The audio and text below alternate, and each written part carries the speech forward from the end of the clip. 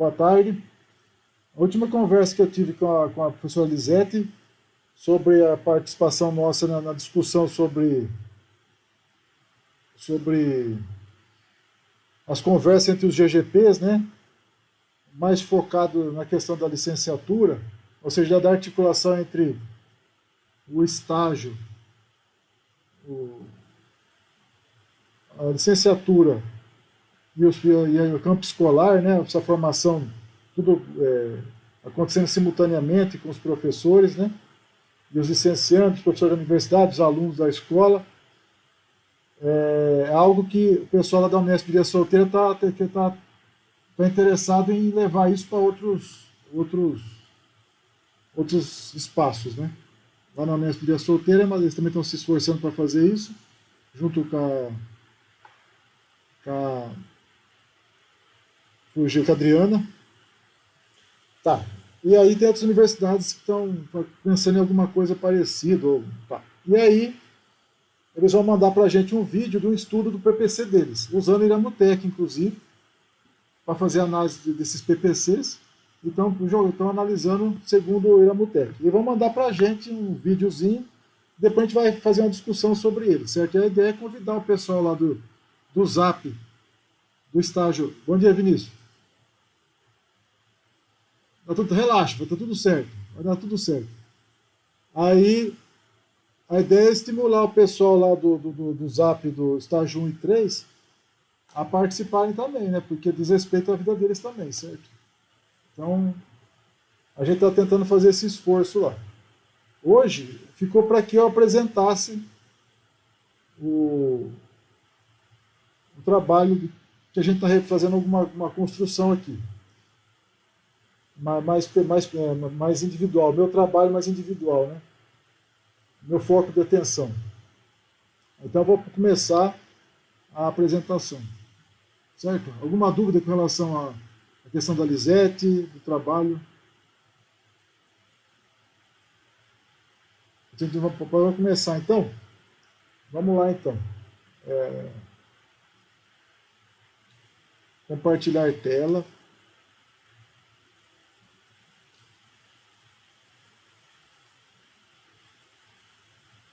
Foi aí? Foi?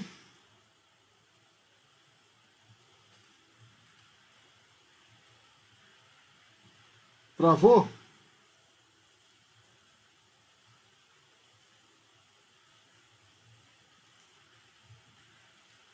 Nossa, tá tudo bugado, cara. Nossa senhora.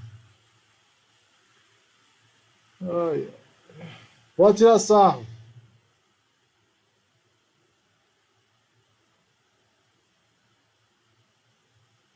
Não, pode tirar sarro, né, cara?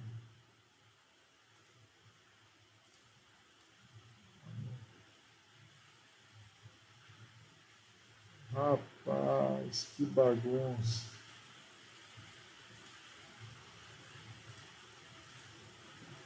Existe alto sarro? Travou tudo.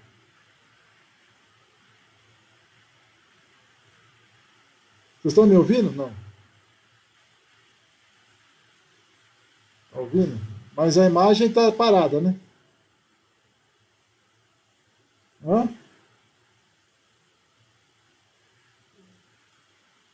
Vocês estão vendo o que aí? E a tela? Eita, nós. Ah,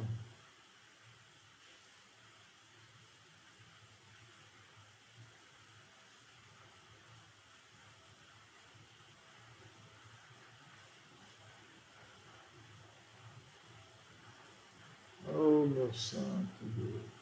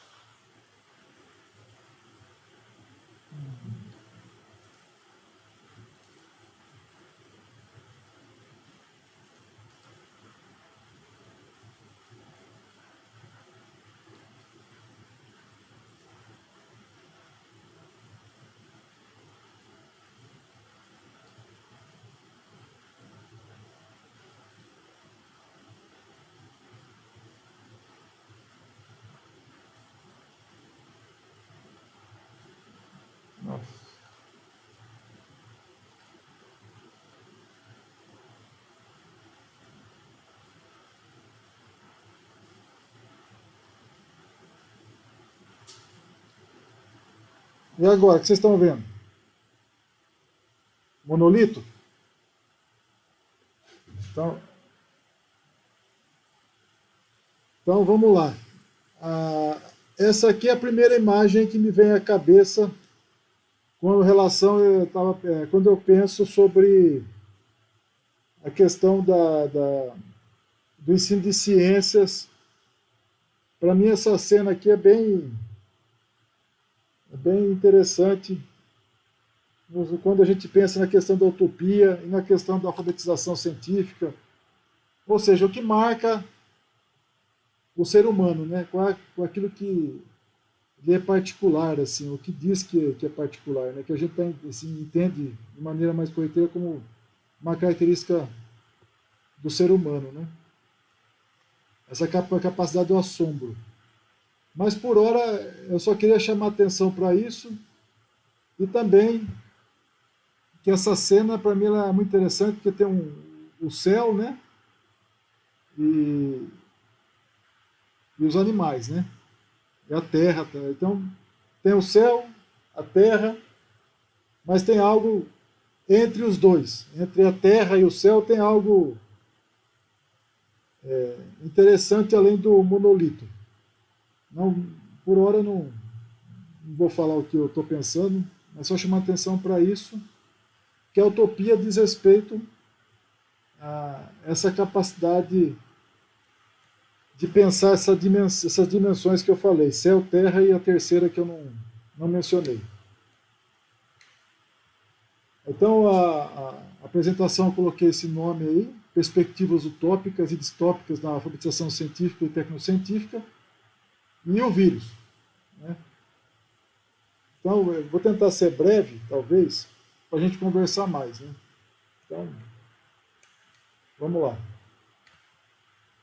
E aí eu começo exatamente chamando atenção para aquilo que muitas vezes, quando a gente está participando de um espaço como o do ensino de ciência, a gente não está participando, quer buscar resposta para coisas, para perguntas, mas a gente não se pergunta por que, né? Que a gente está interessado nessas coisas. Ou a causa da gente se preocupar com isso, né? A pessoa quer procurar uma aula melhor, quer discutir conteúdo e tal, mas não se pergunta por que o ensino de ciências é relevante para a espécie humana, ou portanto para a sociedade, né? Ou também para o indivíduo. Aí tem um texto do Cachapuz, que é esse daí, né? Está na Ciência da Educação, que ele vai chamar a atenção do para quê, né? Ou seja, tá, o pessoal fica muito preocupado com o como, com o quê, mas ele fala assim, para quê, né? E aí ele fala, para quem? Só que aí tem outras perguntas, né? Onde, quando, por quê? E aí uma coisa que me veio à cabeça é que existe uma hierarquia dessas preocupações, né? E só para deixar registrado, então o embate que se tem atualmente, né, diz respeito para quem, né? Está ligado para quê? Eu acho que o porquê que a gente tem que se preocupar com o ensino de ciências é uma pergunta que foi se perdendo, não se discute, né? Então a questão da utopia e da distopia é uma busca de tentar resgatar porquê do ensino de ciências, né? Ou da tecnociência. É isso.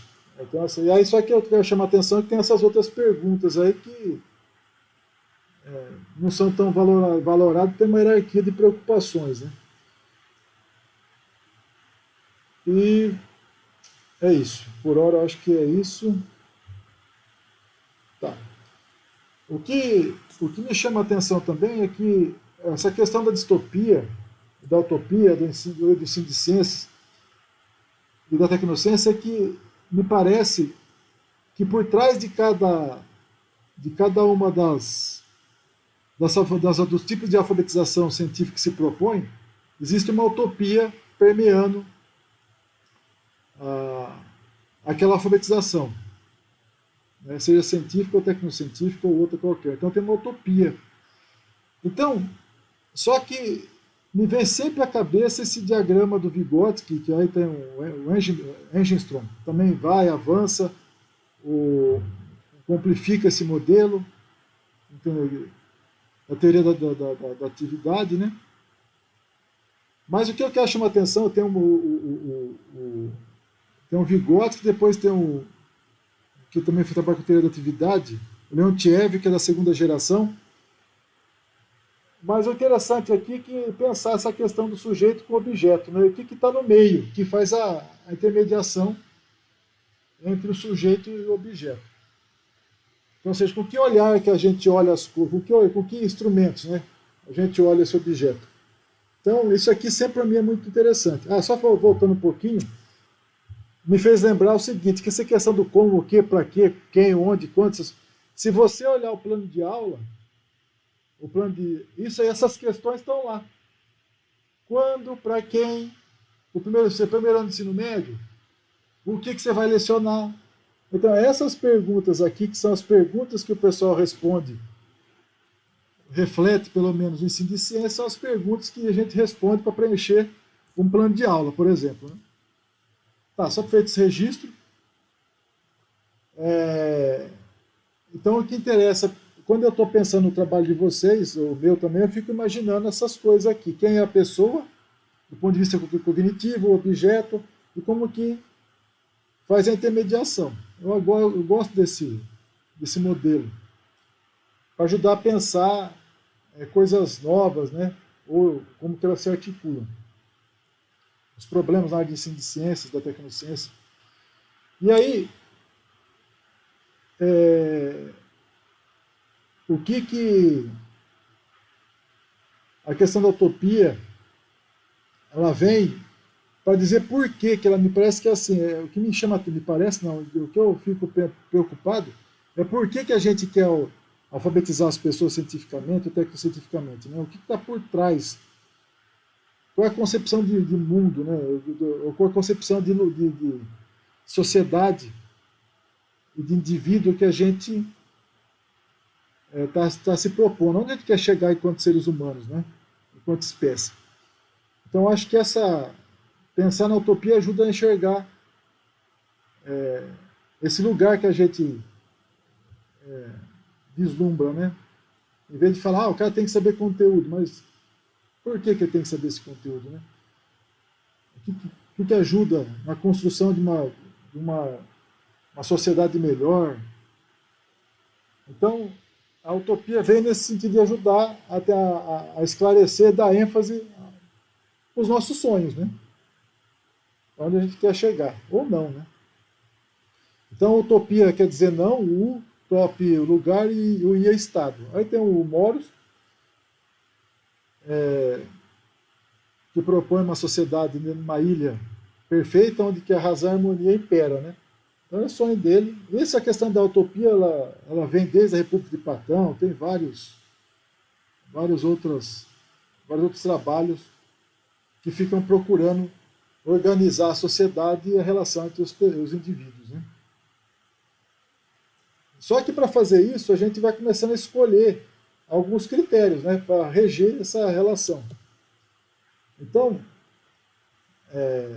alguns pensadores, está nesse livro aqui que eu estava lendo, estava estudando, né, do Francis Wolff.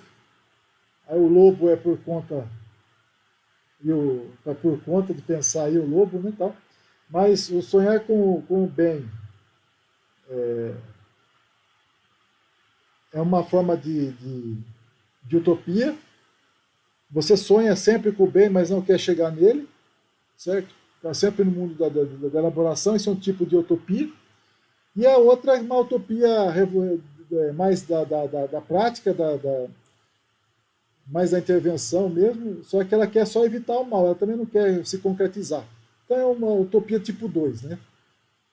Aí que rege essas tipo de utopia seria a questão da igualdade pelo impuro ou desigual, né? Você vai pegar uma sociedade pura, onde todo mundo é igual, ou que tem a mesma origem, ou uma sociedade que é a questão do puro, né, da mesma origem, ou a questão desigual, que todo mundo tem as mesmas condições. Então, no fundo, o que está por trás é essa relação de sociedade e indivíduo, como qual é o critério que a gente vai escolher para construir essa sociedade, esse diário de sociedade, né? Então, a utopia, ela vem sofrendo, assim, como diz que o cara é sonhador, a utopia vem sendo, deixar assim, os sonhos, né, de uma sociedade justa, que associada à utopia, ela vem sofrendo desgaste, né? Pelo fim da política, a crítica à política, a desconfiança da relação ao bem, né? Que a gente vai conseguir fazer o bem, e o rei, o império, ou seja, desconfiança em relação às pessoas. As pessoas querem fazer o bem mesmo. E, por fim, o reino dos direitos individuais. Ou seja, todo mundo é egocentrado, né? São os direitos subjetivos, né? Eu quero ter isso, represento o grupo tal. Ou seja, ele não vai para o político, né?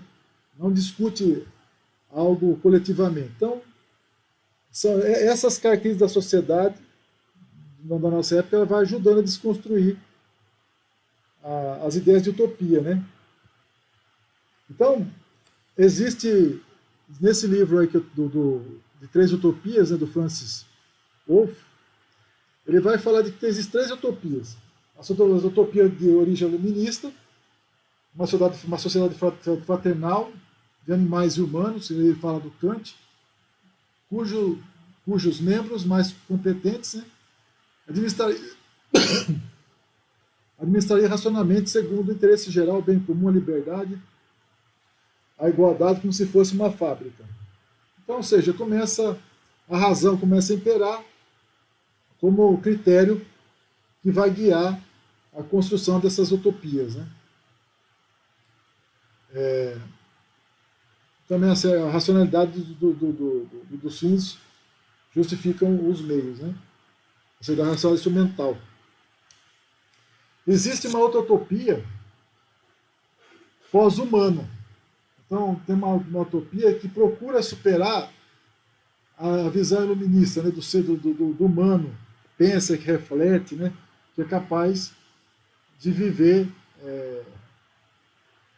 melhor em sociedade, de maneira fraternal, de ter mais de ter liberdade e tal. Essa utopia ela é chamada de pós-humana. Ela procura superar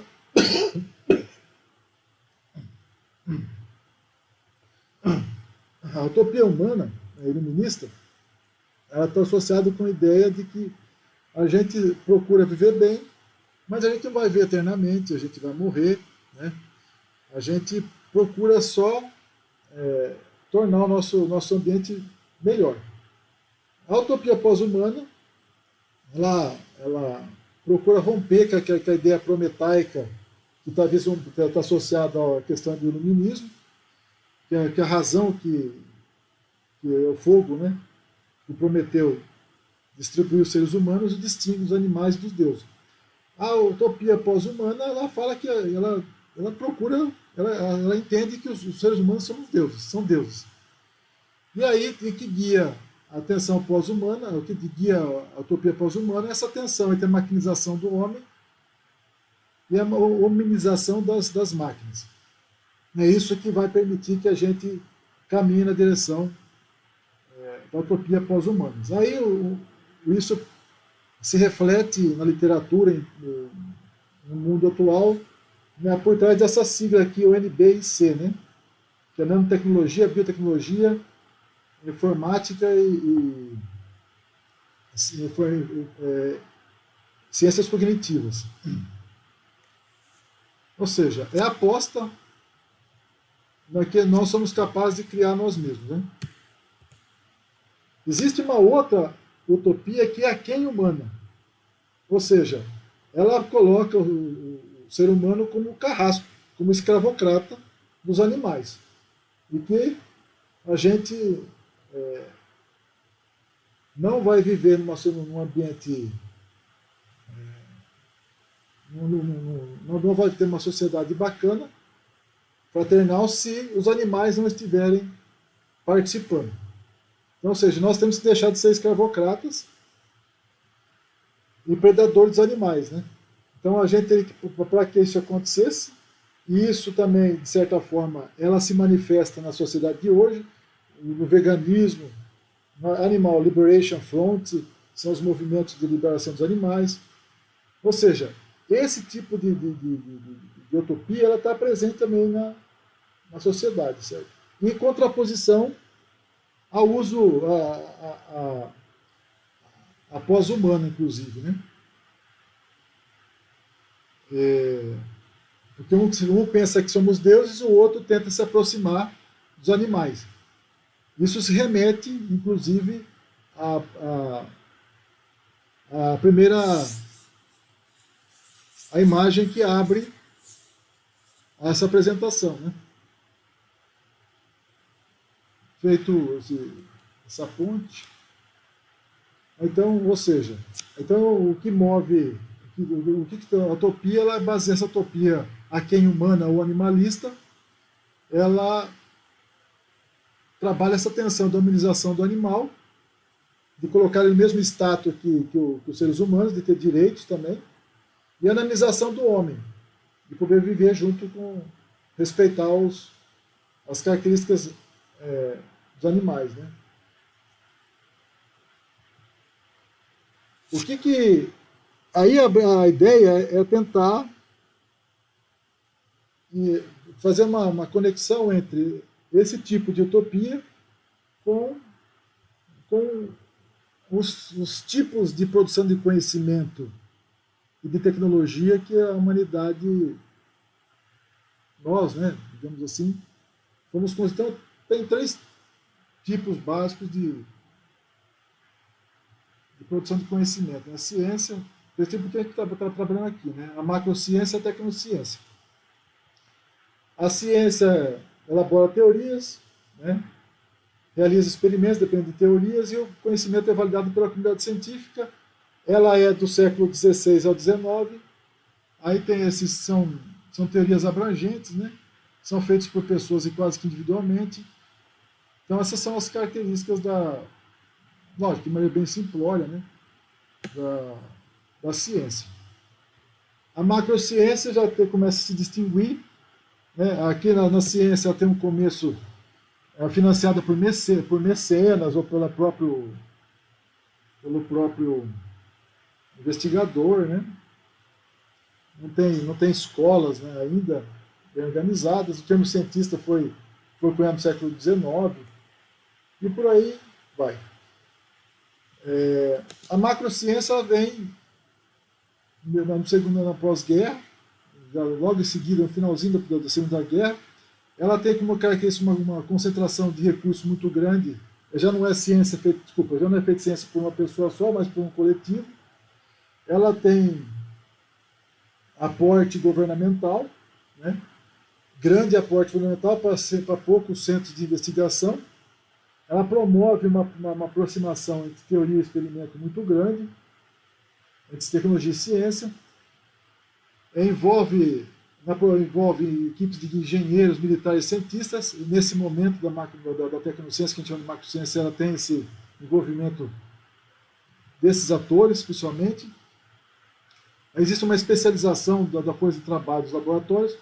De que eu estava falando, o crescimento exponencial da produção de artigos, os experimentos são caros e são ligados a interesses militares, principalmente. O projeto Manhattan é um exemplo desse tipo de ciência. O Vannevar Bush é um cara muito... Eu acho que precisaria olhar um pouco mais cuidado o papel do Vannevar Bush. O fim tem The Endless of... O fim Os limites da ciência, tem um documento dele lá que ele faz, você acha que é para o Nixon que ele entrega, não, Nixon, não sei qual que é o governo que ele entrega, o presidente dos Estados Unidos, para estipular uma política científica. Então não existia política científica na ciência, mas na macrociência existe uma política governamental de ciência de investimento. E é ela que ajuda a promover e manter, principalmente a macrociência e em seguida a tecnociência. E é esse impulso também que, dado a ciência, né, que fomenta a institucionalização da área de pesquisa em si de ciências. Então, a relação da área de ensino de ciências com o Vannevar Bush, eu acho que precisaria ser melhor esclarecida a influência que ele tem ou as ideias que ele trabalhou. Inclusive trabalhou no projeto da bomba atômica.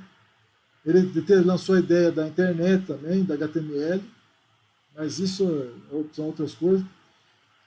E aí dois pensadores, né, o Derek Dora Price e o Weinberg, né?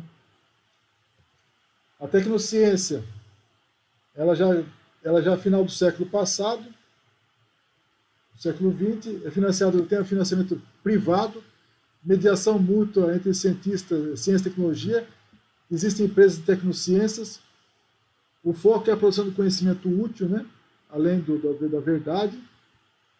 Existe uma rede de investigação. A tecnociência ela se torna não só militar, mas informacional, biológica e cognitiva. Faltou colocar aí. Existe um novo contrato social entre a ciência e a tecnologia e a sociedade, que na macrociência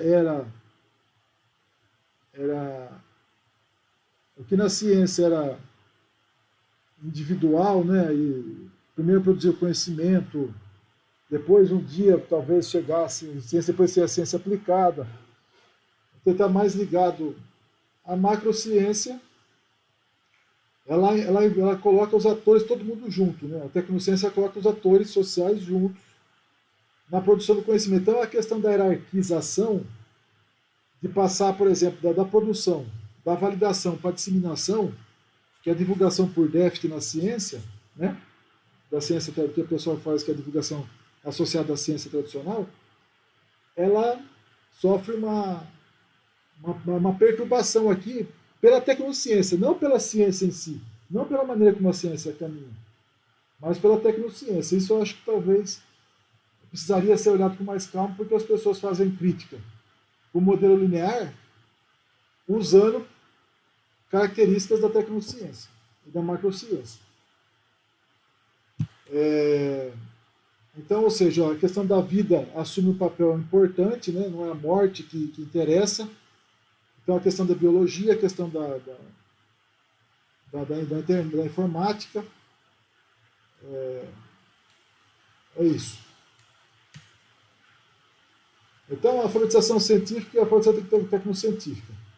A alfabetização científica tem essa característica aqui, compreensão básica dos termos e conhecimentos e conceitos científicos fundamentais, compreensão da natureza da ciência e dos fatores éticos e políticos que circundam sua prática, entendimento das relações existentes ciência, tecnologia, sociedade e meio ambiente.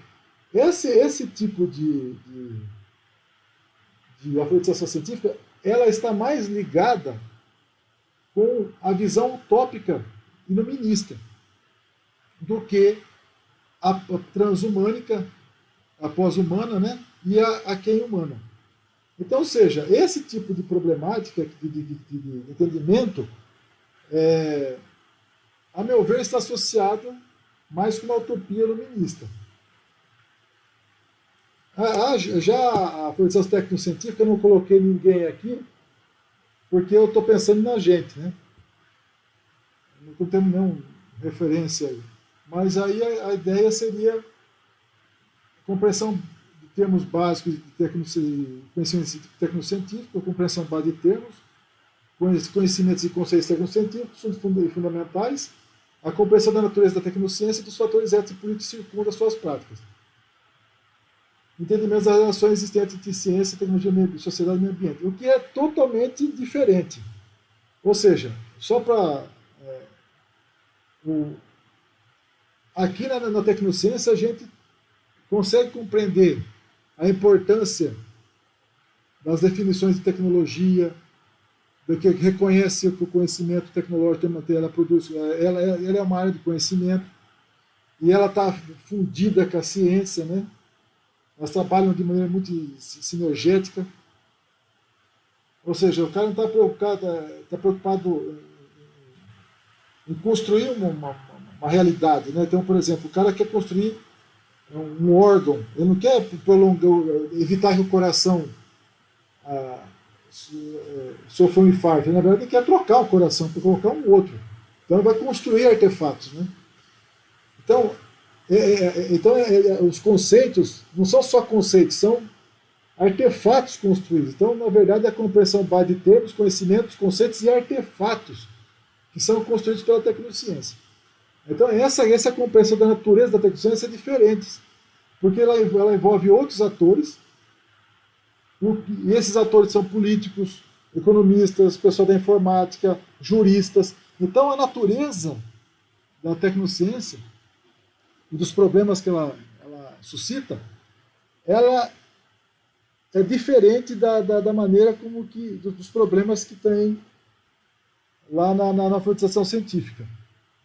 O que, por sua vez, legitima a participação da sociedade, desde que a pessoa seja interessada no assunto, em participar da construção da tecnociência. É isso que permite ou legitima a entrada das pessoas de grupos organizados para participar dos destinos da investigação tecnocientífica.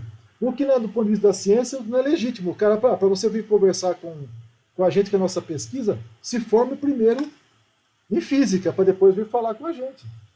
Então, a relação de ciência e tecnologia e sociedade, ela muda muito bruscamente.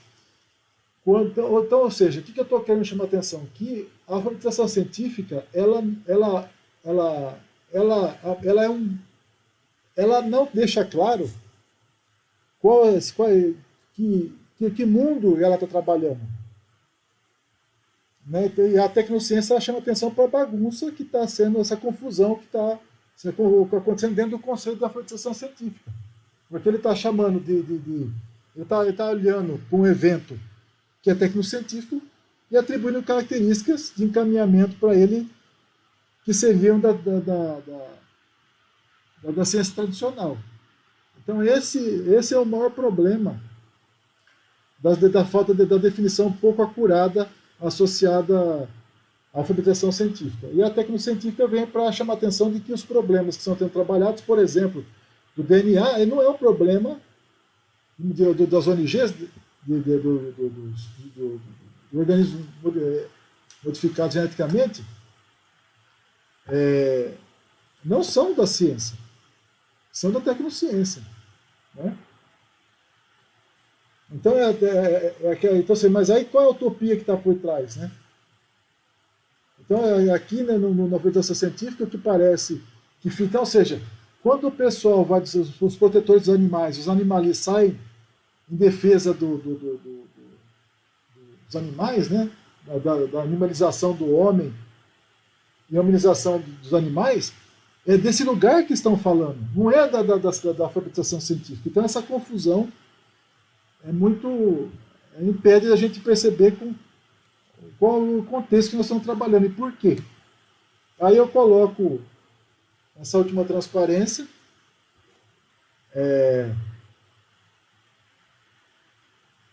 e pergunto, né? E o vírus, né? Ou seja, o que tem a ver o vírus com toda essa conversa nossa? O vírus não é... A gente está imerso num ambiente que as coisas viralizam. O vírus está sendo encarado, vários atores participando do encaminhamento do Covid, várias forças, vários grupos estão negociando o encaminhamento do problema. Ele não é. A lógica do vírus, ele não é a lógica da alfabetização científica. É a lógica da alfabetização tecnocientífica. E aí ele faz parte dessa construção do mundo artificial que a gente constrói e entra dentro. Isso é uma marca da nossa era, né? E aí eu faço só mais uma reflexão entre essas duas imagens, que na visão animalista e na pós-humana, na quem humana, na utopia quem humana e na pós-humana, fala-se do animal, fala dos deuses, né? Mas não fala dos minerais, né? E os minerais têm uma beleza própria, como nessa foto dessas rochas inclinadas que lembram a evolução humana também, né? Então, só para fazer essa brincadeira com essa imagem, chamar atenção para isso, né? Que nas utopias está faltando o reino mineral. Eu acho que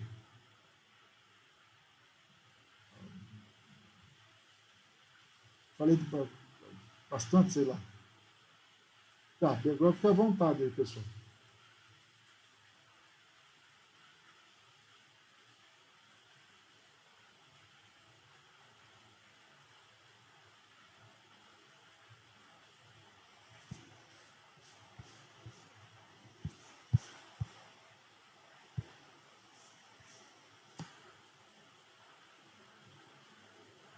Ué, ninguém vai falar nada?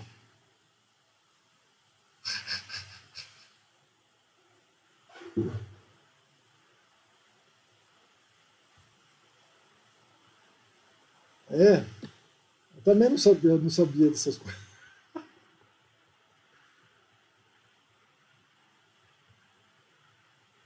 Ah, é gente de bigode.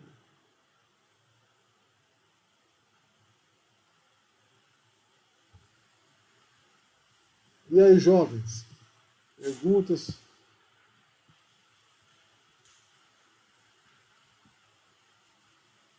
Opa, eu tenho que desligar aqui o. Ah,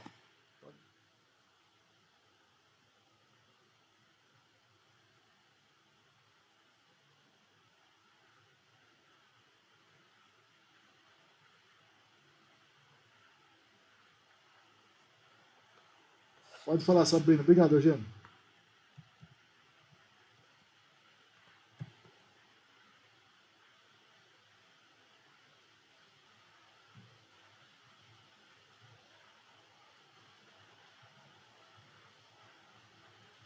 Ah, tá. A distopia é boa. Verdade, cara. Agora você me pegou, hein? Deixa eu, deixa eu pensar aqui. Ah, eu não falei de distopia, né?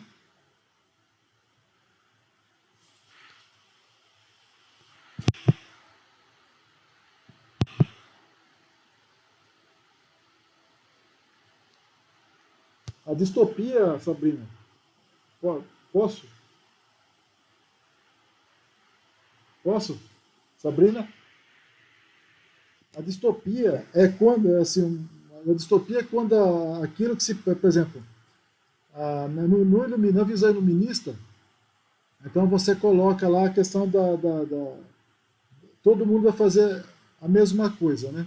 Ou seja, desculpa, quando você pega e coloca a razão, né, como critério de organização da sociedade, né? Então você começa a usar a razão para oprimir as pessoas, né? Elas ficam sujeitas e são comandadas por aqueles que pensam. Então, quando esse elemento que marca e dá essa característica para a utopia, ela impera e ela se torna. A, as pessoas se tornam o meio para atingir aquele fim, as pessoas deixam elas se tornam o meio, né? Elas são massacradas pela ideia que levariam elas para esse lugar melhor, e isso é distopia. Então, do ponto de vista da distopia transhumana, seria, por exemplo, as tecnologias usarem a gente para gozar na nossa cara, certo? A gente seria usado para alimentar dá sentido de existência para as máquinas, né? Então, ou seja, na pós-humana seria essa, essa, essa, essa quebra de simetria, né, de equilíbrio entre o princípio. O princípio ele se torna opressor para. Ele oprime, ele se torna um veneno que oprime a sociedade que acreditava nele. Né? Então, ou seja, a razão. Então, alguns começam a pensar, racionaliza tudo. Então, cada um ocupa um lugar, uma posição, e deixa de pensar, por exemplo. Então, alguns pensam, outros não. Então, uma sociedade onde a razão impera desse jeito, ela se torna distópica. Né? A mesma coisa seria se os robôs, na visão transhumana, na utopia transhumana, assumissem o controle e nos escravizassem, por exemplo. Né? Então a gente começasse a servir as máquinas, né? Por exemplo. Nos animais, se fosse ao contrário, se os animais começassem a nos escravizar, por exemplo. Então, quando você quebra essa simetria entre. Só um segundo aqui. Entre o comum e o. Entre o puro e o desigual, né? Ou seja, quando você rompe o equilíbrio entre sociedade e indivíduo, a sociedade se torna totalitária, arrebenta com o indivíduo. Mas o que está acontecendo hoje é esse exacerbamento, esse exacerba demais a questão dos direitos individuais, né, do indivíduo se colocando acima de tudo. Né? Aí isso, então cada um tem a razão dele, cada um. E aí não se pensa no coletivo. Né? E aí os fake news se alimentam disso, né? Por exemplo. Então isso é um indicativo de que um certo desajuste, né? Não sei se.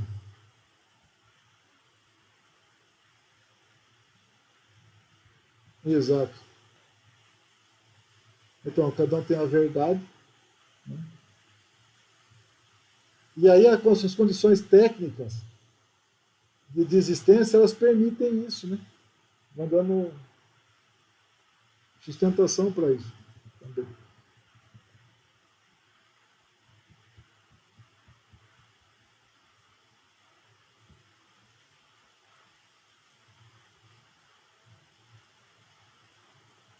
Quando aquilo que você, aquele elemento que você usa para guiar a construção daquela sociedade, né, ele se torna opressor para os indivíduos ou vice-versa. Né? Você dilui a sociedade e vira um bando de indivíduos também. Né? Então, quando quebra esse equilíbrio, né? Ou seja, é isso. Então, me parece, tá? Me parece que essas utopias elas ajudam a entender que o que está acontecendo essa transhumana, essa aquém humana, elas ajudam a gente a perceber quais são esses critérios, né? De constituição da sociedade.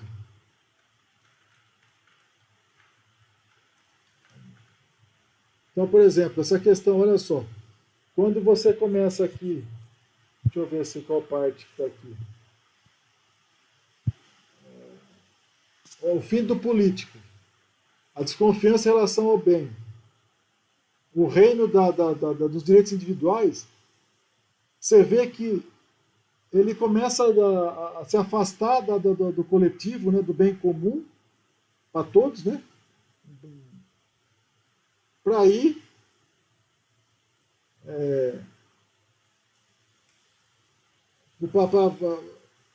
para ele começa a exacerbar o individual, né? Isso aqui, como que ele está se manifestando na sociedade, né? Então, como que ele é mantido, né? Você vê que é um desgaste do papel da política,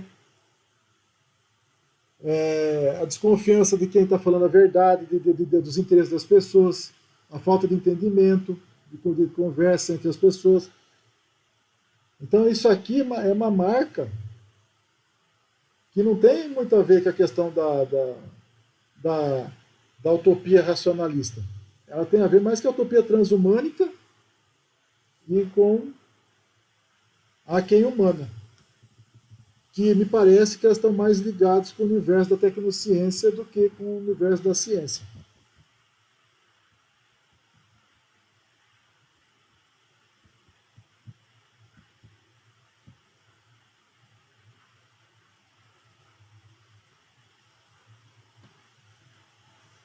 Oi.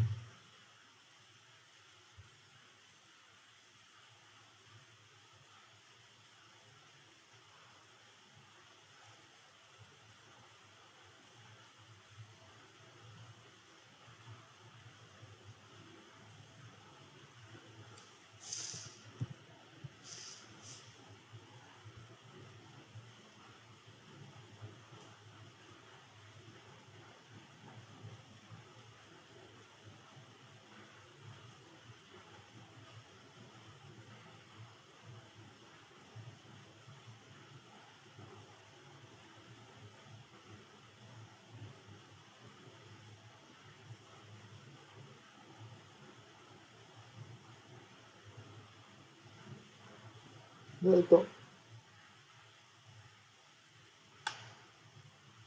eu não sei, eu não estou pensando nisso ainda. O que eu estou preocupado é que se a gente não fizer a leitura correta do, do universo que a gente está imerso, qual é o objeto que a gente está enxergando, como que esse objeto qual é o objeto e como que a leitura, qual é a leitura que a gente faz dele, se ela não estiver adequada, a gente não vai conseguir participar de maneira adequada do encaminhamento da alfabetização das pessoas. Esse é o problema básico. Primeiro a gente tem que compreender o que está acontecendo. Ou seja, qual é o problema? O problema é que a gente não está enxergando. Tá? A alfabetização científica ela serve para um certo tipo de problema. Para outros ela não serve. Esse do vírus ela não serve. A questão do fake news ela não serve. Não é do universo dela.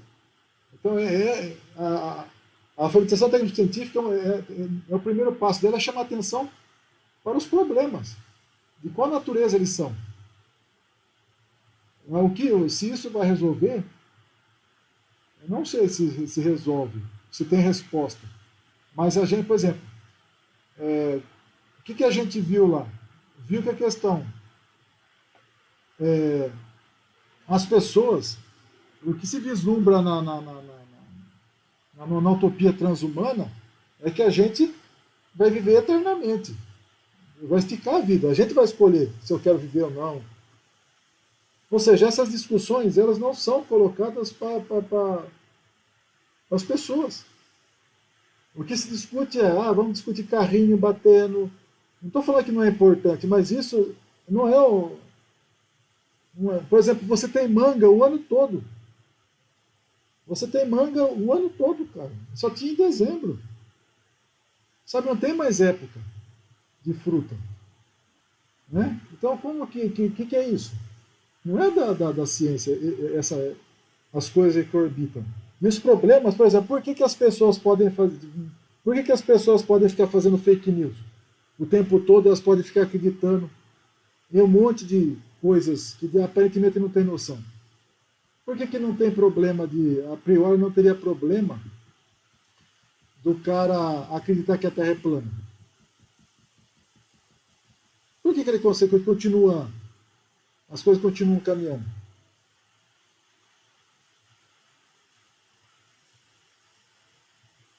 Ou seja, do ponto de vista da alfabetização científica seria, poxa, o cara não compreende, né?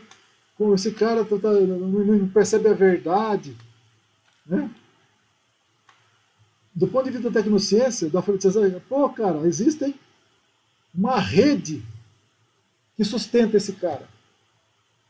Então ele pode continuar. Ele está preso numa rede. Ele não está. Ele não vai ser execrado. Ele pode ir errando, ele pode continuar falando aquilo que não tem nada a ver, mas ele pode participar da construção da realidade. É uma construção. Não é uma questão de adequação de certo e errado, o cara está morto. Quando você pensava na ciência. Na alfabetização tecnocientífica, no universo tecnocientífico, o cara pode errar, mas ele pode construir um mundo. Ele pode errar no sentido de não estar. Mas ele constrói uma. E a rede mantém. As ligações da rede que mantém esse cara vivo, digamos. Mesmo não tendo. Falando o que a gente acha que são sandices, né? Sei. Oi. Não, sei lá, Desculpa, pode. O que é? Desculpa? Dá para voltar? Desculpa saber, não escutei. Pode.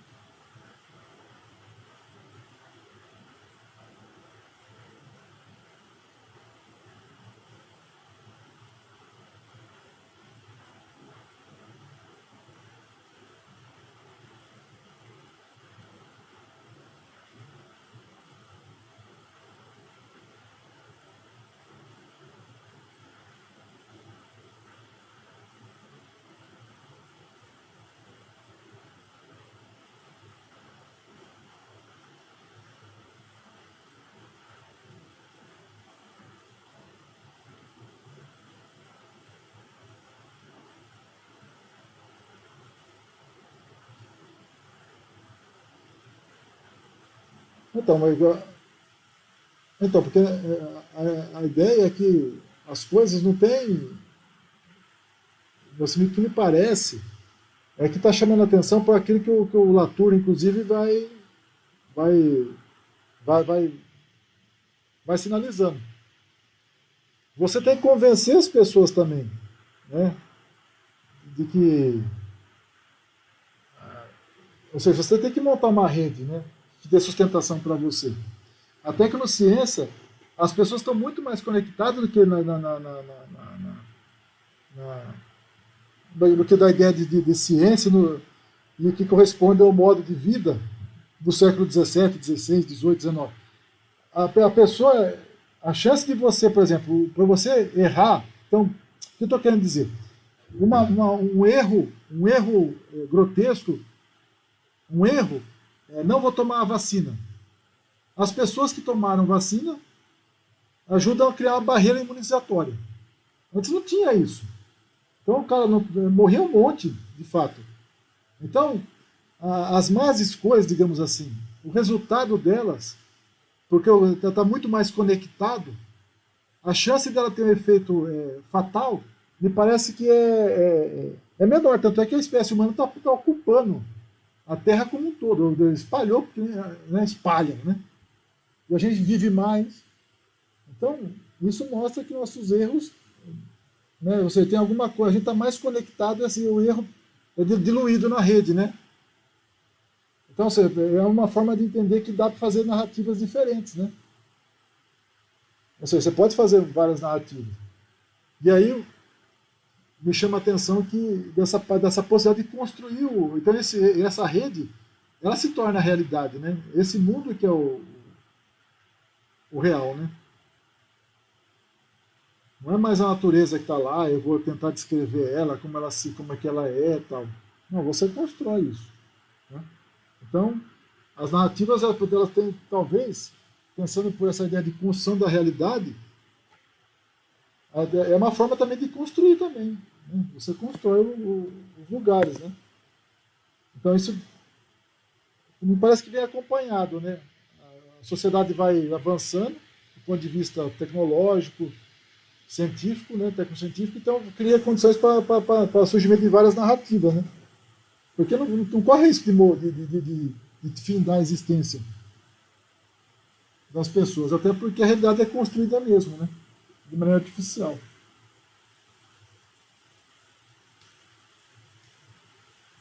Sei lá. Assim, são pensamentos também, não tô. Essa junção dessas coisas aí é um exercício, né? Não está em lugar. Não tá, essa questão da alfabetização técnico-científica não está colocada. Essa questão das utopias não está colocada, né? A gente que está fazendo exercício aqui, agora, né? Junto, né? A questão das narrativas, também como que isso se coloca aqui dentro.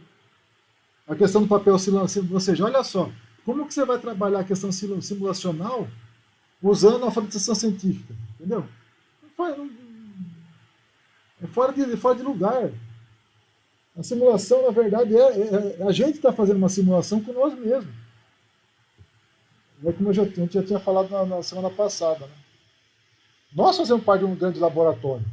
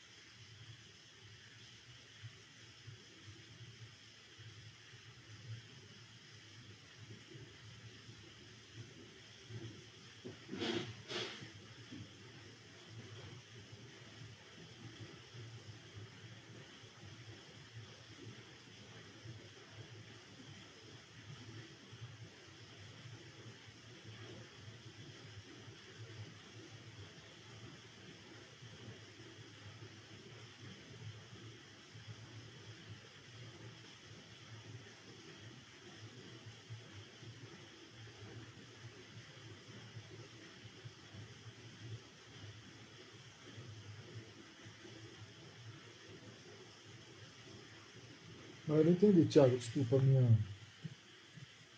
Eu não entendi. O risco.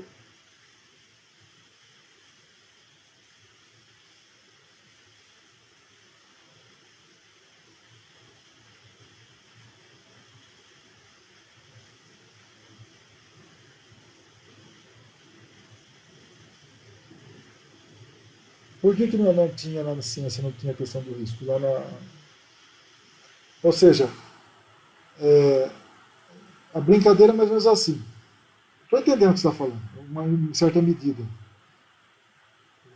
Assim, quando a gente pega, por exemplo, o Darwin, qual era o risco se alguém acreditasse no Darwin ou não, né? A teoria do Darwin, na descrição da realidade, né? Ou seja, qual é a capacidade de interferir eu vou produzir uma espécie nova.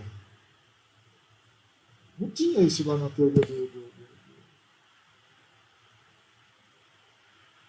não tinha essa ideia, né, associada lá no. Na verdade, assim, eu acho, eu fico imaginando que parece que o risco ele é menor. Ele é, não é que ele é menor. Ah, o que eu estava imaginando, quando você pega, por exemplo, o Latour, e você imagina que na tecnociência as coisas estão em rede, estão tudo conectado, para o cara tem que acontecer várias falhas para aquele nó arrebentar. Para o nó ser desconectado, tem que acontecer várias coisas para tirá-lo, aquele agente. Né? É difícil construir a rede, mas depois que você constrói ela, para você arrebentar com a rede, me parece que é mais complicado do que quando você tinha, por exemplo, pensando em levando a questão de rede para a ciência tradicional, quantos elementos estavam ligados, né, na teoria do Darwin. Né? Então, me parece que o risco era Era maior naquela época. Então, assim, não sei. Não sei o que você pensa. Não sei. O que vocês pensam? Para mim tá.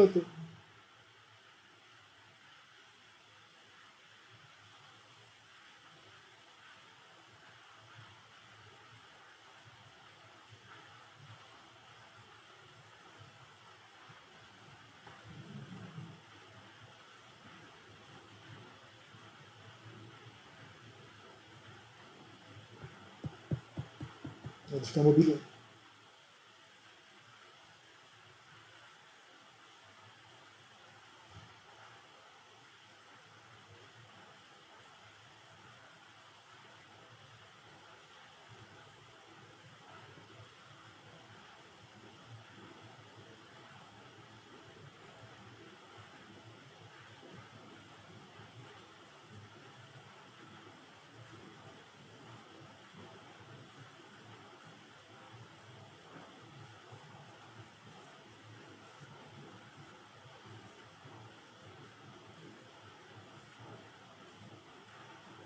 Ah, legal.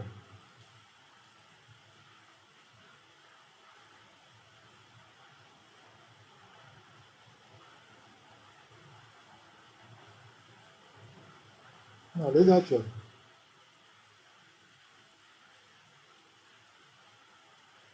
Ixi, caiu. Alô? Ô, Vinícius, pode falar.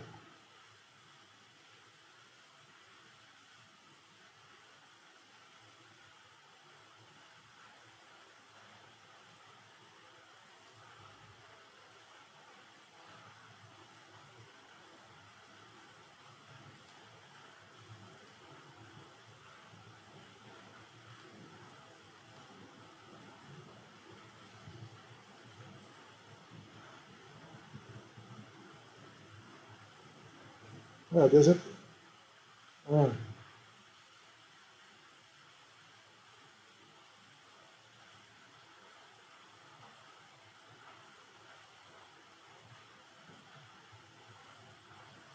como que. Então, por exemplo, você constrói organismos novos, você modifica, né? Na ciência você não faz isso, você só procura se precaver, né? Tomar vacina para não ficar doente. Na tecnociência, o que impera é a reconstrução do humano. Você constrói, você troca peça. Você, você não evita ficar doente, você vai lá e troca a peça, você aperfeiçoa, você modifica. Então essa é uma característica da tecnociência com relação à ciência tradicional. Né? Você pode implantar chip, você pode colocar sua memória em outro corpo.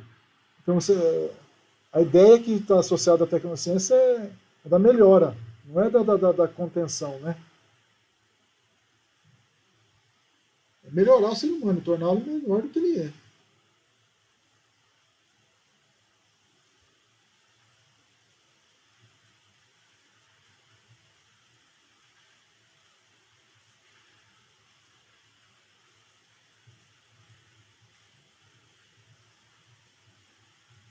Uhum.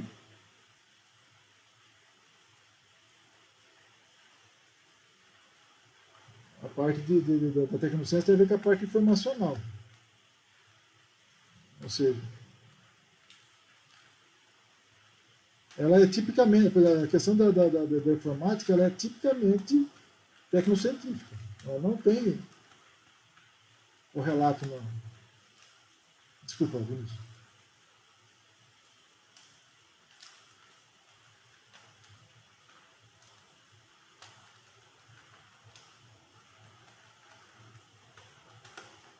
Isso.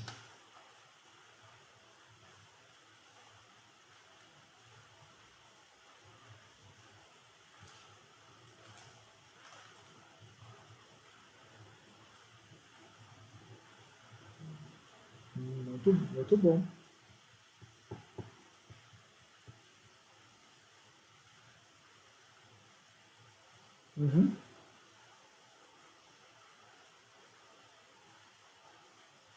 Então, uma das coisas, por exemplo, que uma das coisas que a gente vislumbra com a questão da alfabetização tecnocientífica é assim, você tinha o português, a matemática, ciências, né, e o inglês, né, como fatores, né.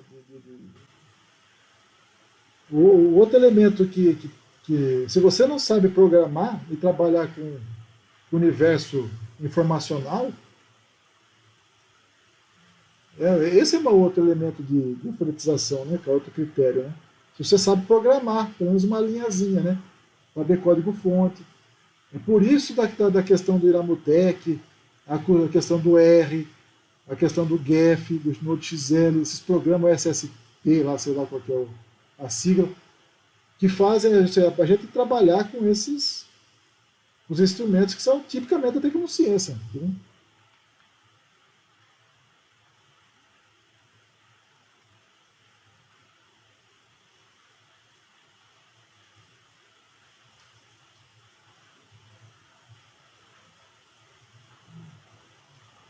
Exato.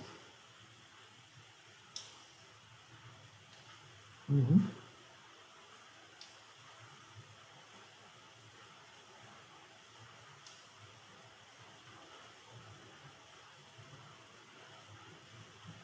É isso aí.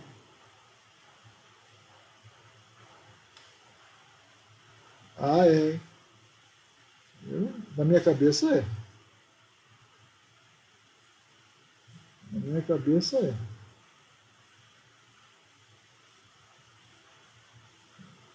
Ou seja, são mundos, me parece que são mundos específicos, né?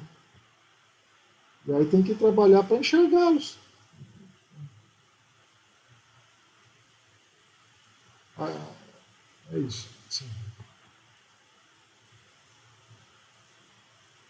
Agora, tem uma coisa, né, que assim, nessas fotos aí, eu achei engraçado, né? Assim, engraçado não, teve um esforço do monolito, porque, olha só, quando a gente pega essas três utopias, né? Se você olhar para o monolito, as três estão lá. Está o animal, está o céu, que são os deuses, e está o horizonte. O chamado que a gente está fazendo aqui, na verdade, é olhar para o horizonte, não é nem olhar para o céu e nem olhar para. Utopia é olhar para o horizonte, para um lugar que a gente não chegou ainda. Não é ser Deus e nem ser animal, né? Essa é a responsabilidade de cuidar da nossa espécie mesmo, sabe? Assim, parece que essa é a mensagem da questão da utopia, para mim, pelo menos. Então, por que eu coloquei aquela última transparência? E aí eu coloquei de pedra, né? Porque no Odisseia 2001, Odisseia no Espaço, 2001, Odisseia no Espaço, a impressão que a gente tem é que o monolito foi construído por outro humano, né? Então, que a parte cognitiva é, do macaco lá, ela veio, foi ativada, né, foi provocada pelo questionamento, por isso a interrogação, tendo em vista que alguma coisa tinha muita perfeição lá. Tinha uma certa. Algo tratado, trabalhado, racionalizado, que são os vértices, né? Que são as arestas daquele monolito. Só que se você olhar para essa rocha aqui, na última transparência, ela também desperta a reflexão. Não precisa ser algo feito por outro humano. Então, era essa a brincadeira da última transparência, que a primeira tinha a ver com essa questão uma provocação pode do filme, não, certo? Só para fazer um contraponto ao filme. Né?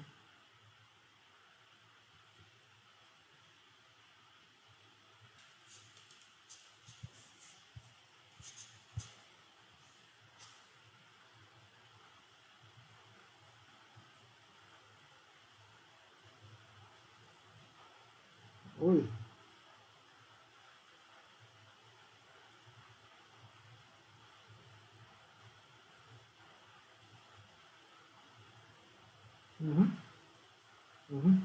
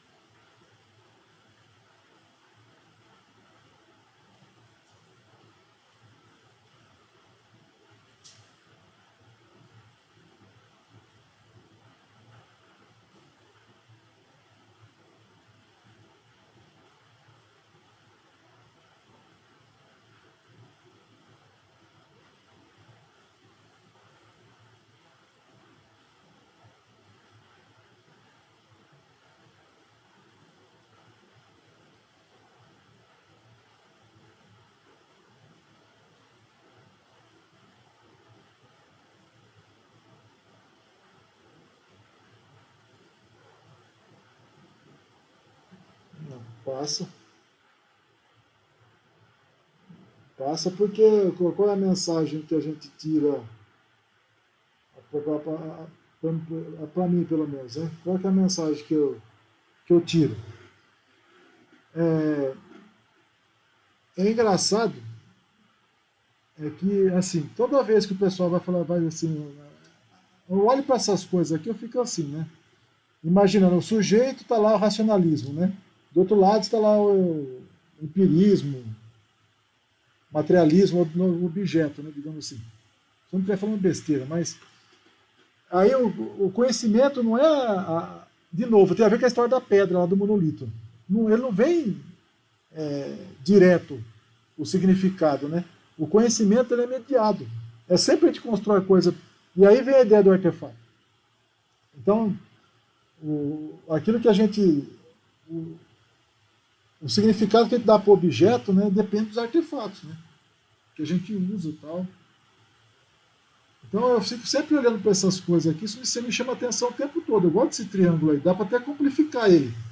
Né? O Engstrom fez isso, o Leontiev fez isso também, mas depende do artefato, porque o conhecimento não vem para a nossa mente, o que eu estou vendo uma pedra, ele vem como pedra para nossa consciência. Não é desse jeito. Né? Então ele é mediado, o conhecimento é mediado. O Bachelard sabe disso, quando ele vai falar do conhecimento, não só da fenomenoltécnica, mas ele fala uma coisa antes, que é a questão do que o conhecimento é relacional. O Bourdieu incorporou isso. Então, ou seja, é porque é sempre mediado o conhecimento. Né?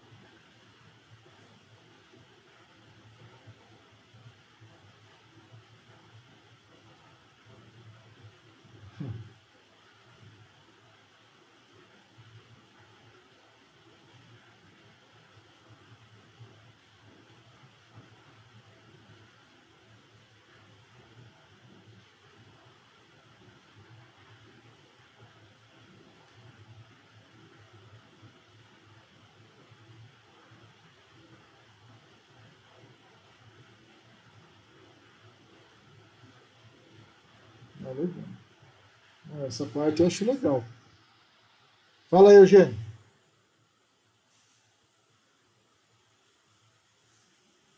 O Eugênio está aí ainda?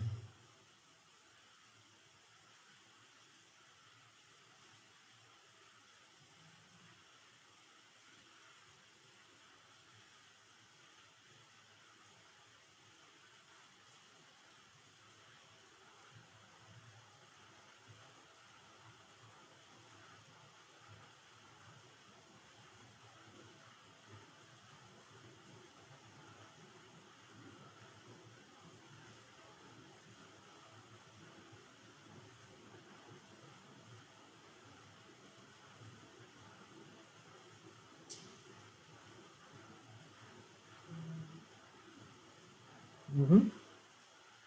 E aí entra a parte afetiva. Não entra?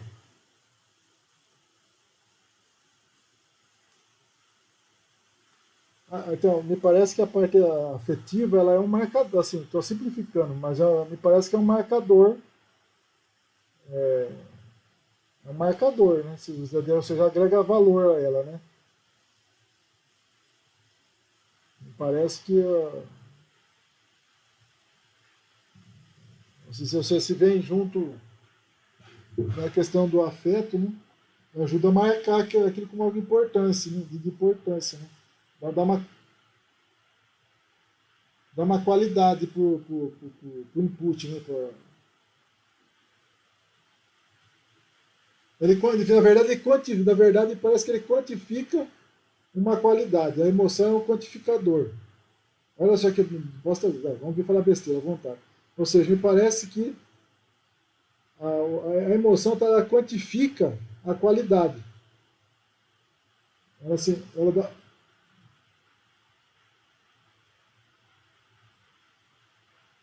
ou seja, então,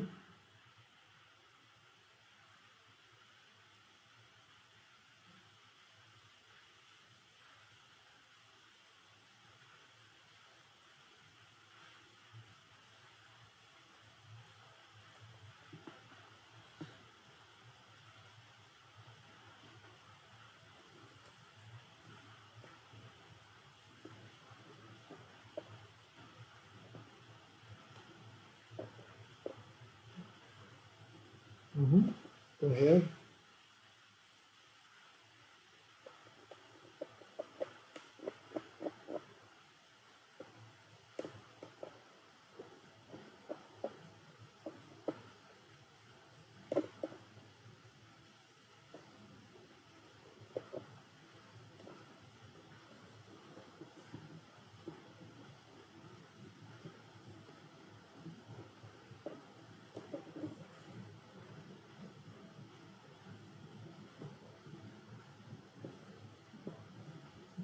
ué, é o meu aqui de novo? Não. O meu tá travado faz tempo já, só que eu não estou mexendo.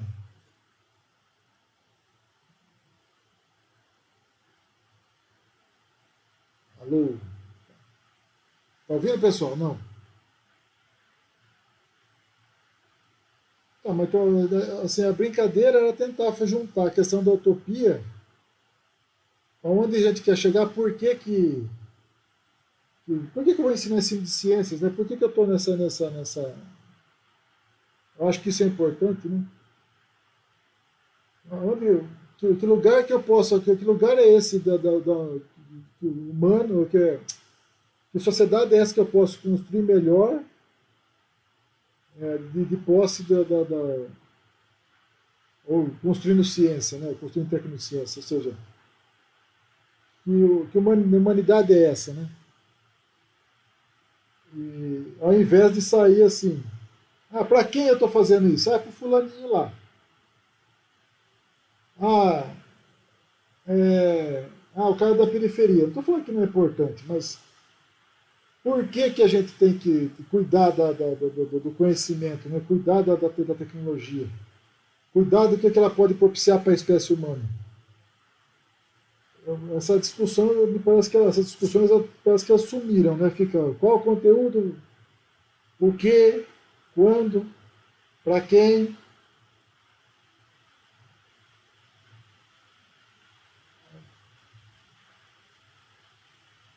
Para quê, né? Para que eu vou fazer isso? Para tal coisa. Então, você acha que essa questão da utopia ajuda a fazer as coisas ir para as nuvens de novo?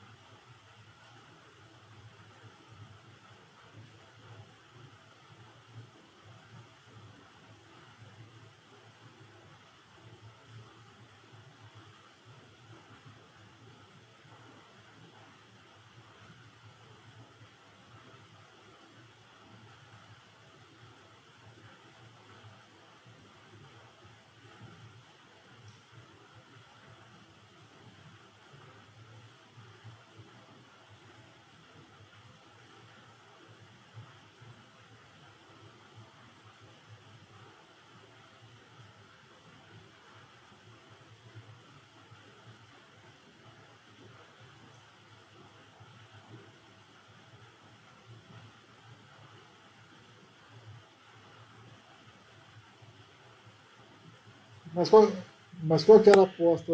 Assim, qual que era algumas apostas que estavam, algumas ideias estavam acontecendo, sendo colocadas, né? De que a volta, olha só que bacana, bacana assim, né? O pessoal estava falando que a ideia do Covid ia fazer com que a ideia de espécie, de destino comum, fosse ressuscitada, né? E não o destino meu, em particular.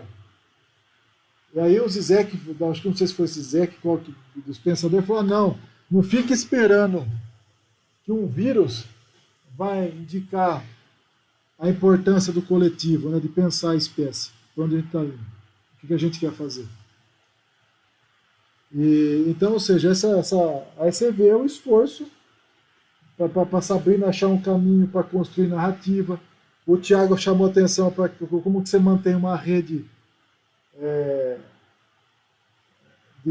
uma rede para atribuir significado, sentir, né, os agentes, né, os nós da rede. Aí você tem,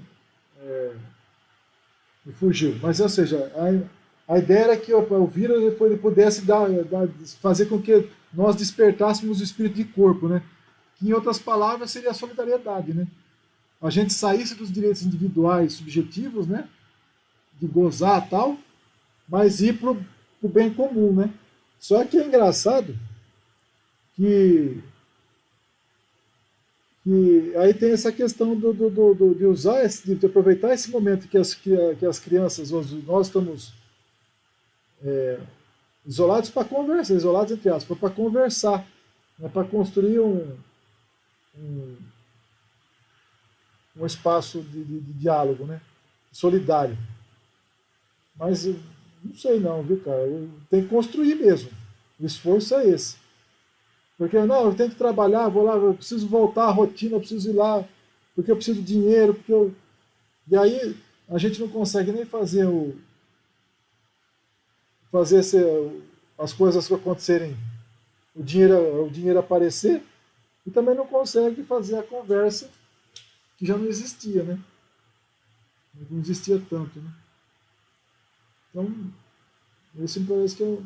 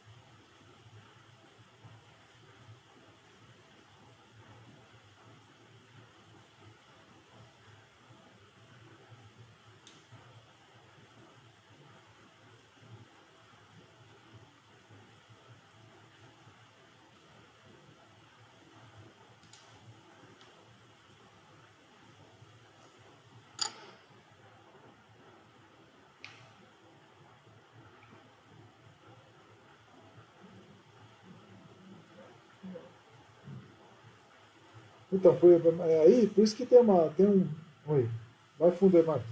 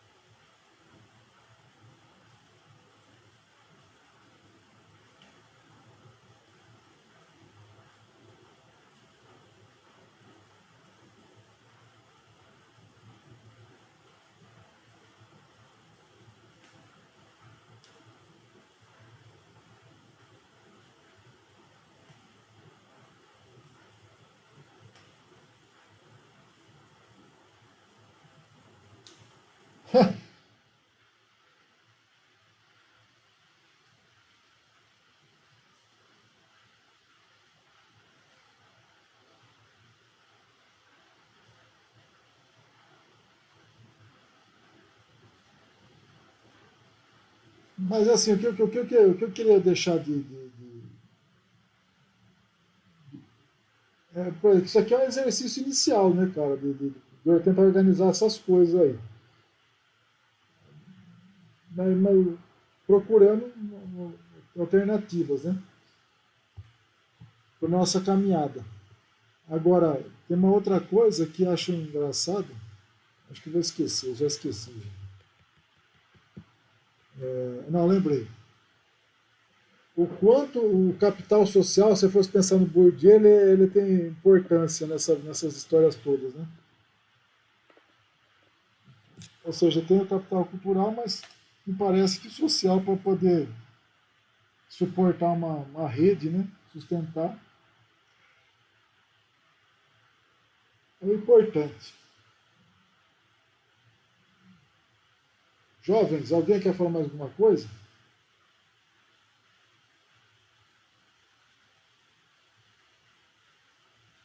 Vocês estão aí, gente?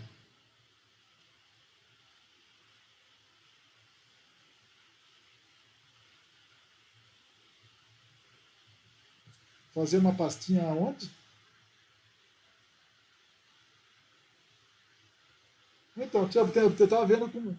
Eu estava pensando em subir os slides lá no YouTube, mas não sei se.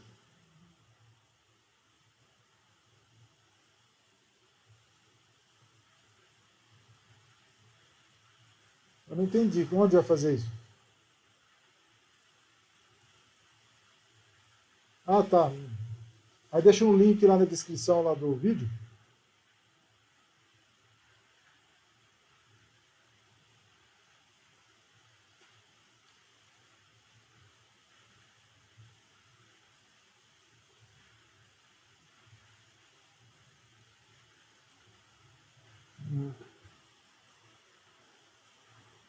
Na terça-feira, falando na terça-feira que vem, quem é que vai?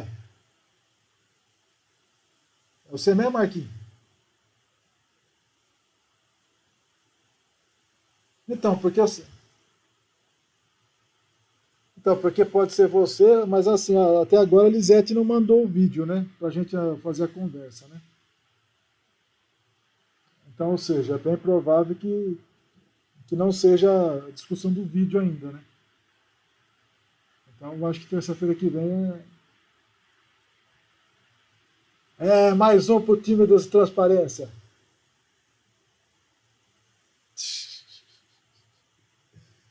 Gente, é isso então, gente?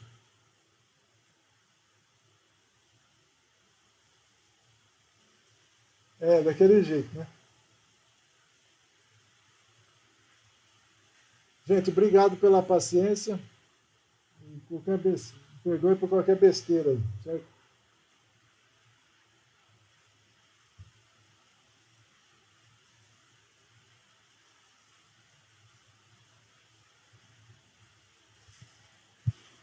Pode fechar aqui, pessoal? Pessoal, falou, pessoal. Até mais.